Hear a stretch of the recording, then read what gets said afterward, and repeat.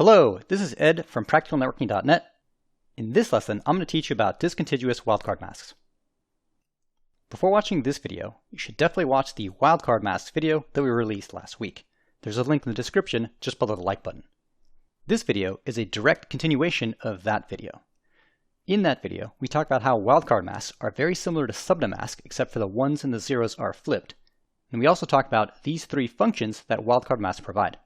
In particular, we talked about how these two functions can totally be done with subnet masks, and the thing that is different about wildcard masks is this third function over here, that you can use wildcard mask to identify IP addresses which are discontiguous. That's going to be the focus of this video. So to quickly define that, recall that subnet masks are a series of ones followed by a series of zeros, and that typically most wildcard masks you encounter are going to be the opposite, a series of zeros followed by a series of ones. But they don't have to be. This is a perfectly valid wildcard mask. You can absolutely have alternating sets of zeros and 1 in your wildcard mask. This is what's known as a discontiguous wildcard mask. This is the thing that's impossible to do with subnet masks. Now what we learned in the last video still applies.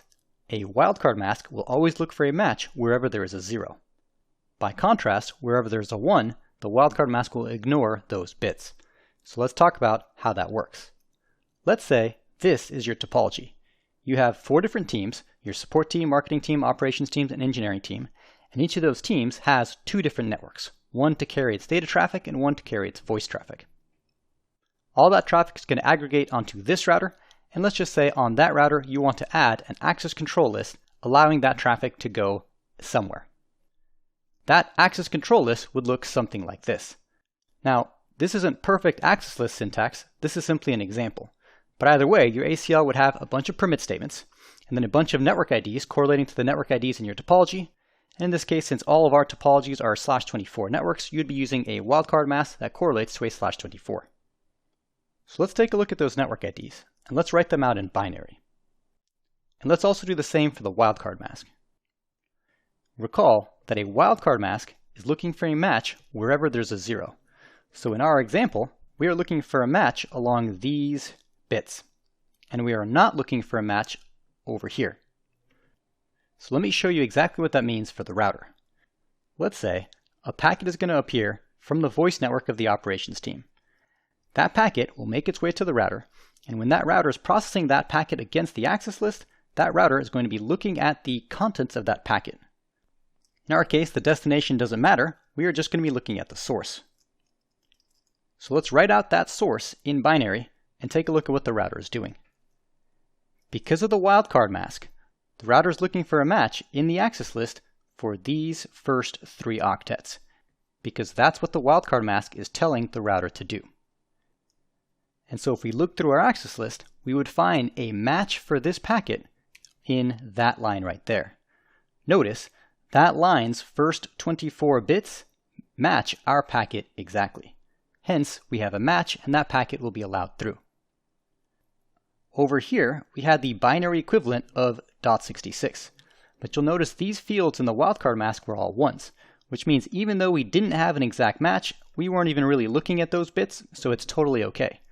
In fact, the packet could have been a different IP address entirely, and we would still have a match on the same line, because again, we are only looking at the first 3 octets for that particular packet. It doesn't matter what IP address is the actual final octet of that packet.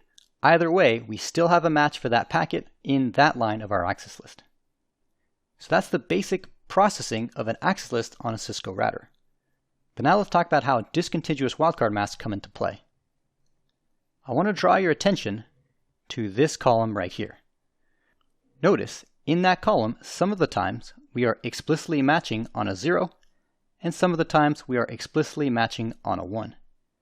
Well, in binary, those are the only 2 options that'll ever exist. You can either have a 1 or a 0. So explicitly matching on both is sort of the same thing as not looking at that column entirely. Meaning, we can change our wildcard mask to a 1 in that column, allowing our router to ignore the bits in that column entirely. Now, if we look for a match for our packet, we would see that we have a match in 2 different places. In fact, if you look at these 4 entries compared to these 4 entries, the only thing that is different is the content of this column over here. Which means this bottom set is actually redundant. We don't even need them. This allows us to change our access control list from 8 lines down to 4 lines. Because of this discontiguous wildcard mask, these 4 lines are still going to match traffic for all 8 of our IP networks. But this optimization can actually be taken a step further. There is somewhere else in our access control list where we are matching explicitly on both a 0 and a 1 in the same column. Can you see where that is? Go ahead and pause the video and see if you can find it for yourself. I'll give you the answer in 3 seconds. Hopefully, you're able to find these 2 columns over here. Notice, some of the times in those columns we are matching on a 0 and other times we are matching on a 1, which means we could easily simply change those columns to a 1 as our wildcard mask to tell the router to simply ignore the bits in those columns. And now, if we try and find the match for our example packet, you'll actually see that we match all remaining entries, which means those entries are redundant and I can remove some of those entries. This will allow me to shrink my access control list from 4 lines down to 1.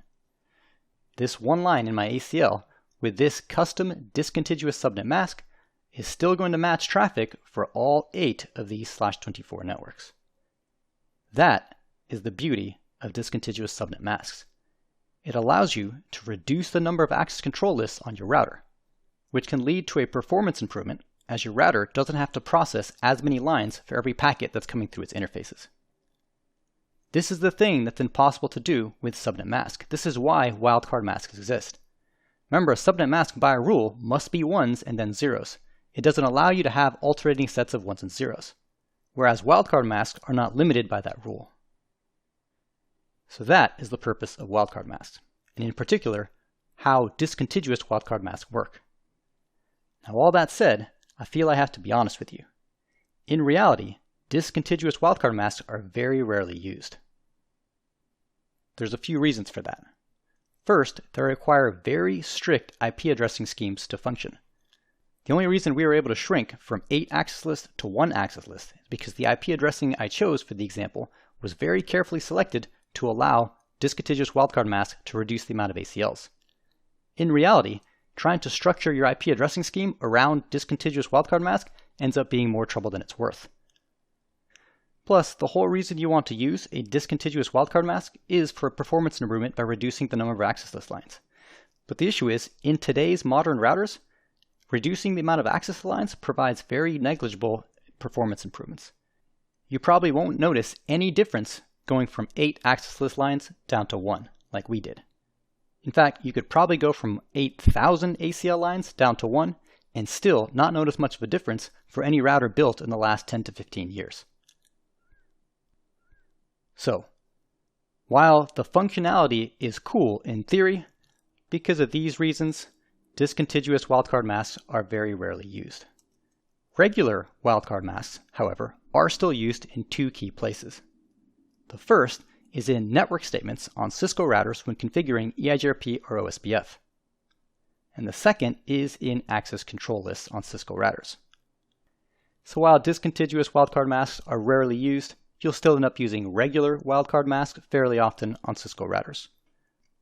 My recommendation to you is to become intimately familiar with subnetting using CIDR and regular subnet masks, which are used across the entire network engineering industry. And then the few places you still need to use wildcard masks, simply use the subnet mask to wildcard mask conversion trick that we showed you in the prior video. And that, my friends, wraps up this lesson on discontiguous wildcard masks. If you enjoyed this lesson, please consider liking and subscribing. If you're working towards a CCNA, check out pracnet.net/CCNA for a bunch of free, high-quality resources to help you study. Otherwise, I hope you enjoyed this video. I want to thank you for watching, and I'll see you in the next one.